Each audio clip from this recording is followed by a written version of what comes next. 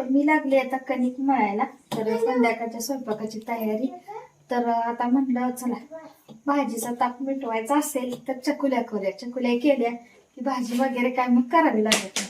तर घट्टसर अशी कणिक मळून घेऊन ना चकुल्या करते आता मी.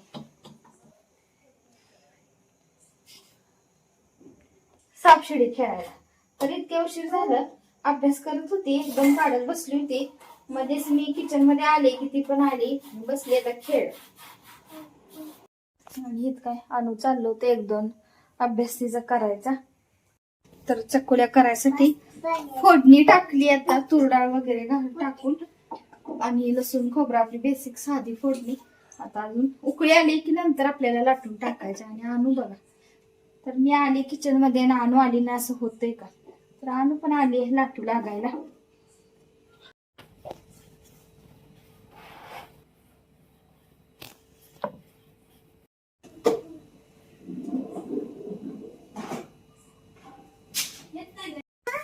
तर आता अशा रीतीने ना आपल्या चकुल्या तयार व्हायला लागल्यात.